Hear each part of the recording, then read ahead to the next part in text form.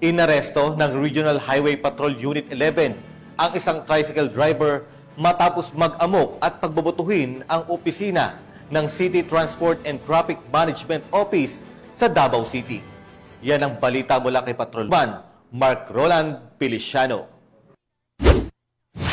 Hindi na nakapalagpa ang isang lalaki ng mahuli ng mga operatiba ng Regional Highway Patrol Unit 11 sa Deka Takunan, Tugbok, District Davao City nitong ika-8 ng Hulyo ng taong kasalukuyan. Kinilala ang suspect na si alias William, 46 na taong gulang, isang tricycle driver at nakatira sa lugar kung saan ito nahuli. Ito naman ang panayam ni Police Major Jordan Romel C. Yang, Chief Intel ng HPG Davao de Oro. Intelligence Section sa pangunguna ng iyong lingkod ay nagsagawa ng manhunt operation laban sa isang individual sa mga kasong kinakaharap nito.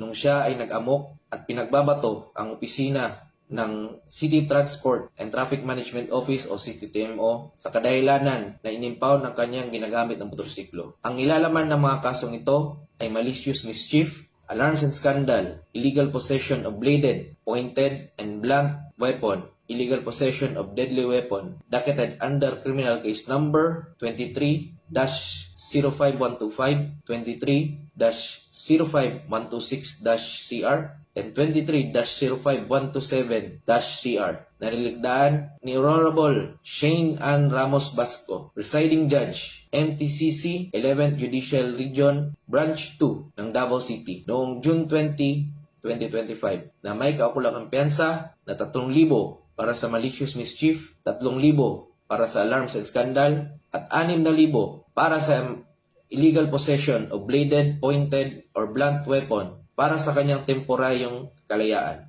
Ang akusado ay binasahan ng karapatan sa lingwahe na kanyang naintindihan. Sa kasalukuyan, nasa kustodiya siya ng Regional Highway Patrol Unit 11 para sa dokumentasyon at tamang disposisyon. Dahil nga sa tuloy-tuloy na operasyong isinasagawa ng HPG, ay nahuhuli ang mga taong may pananagutan sa batas. Ito rin kasama sa mandato at serbisyong dala ng PNP para sa mabilisang aksyon sa pagtulong sa ating mga kababayan.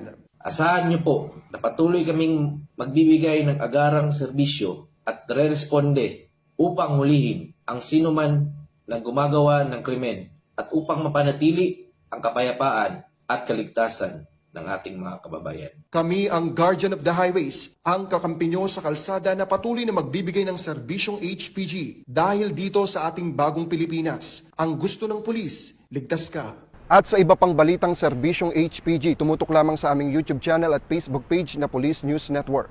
Mula sa tanggapan ng kakampi nyo sa kalsada, ako po si Patrolman Mark Roland Feliciano para sa Police News Network, alagad ng batas, tagataguyod ng balitang pulis.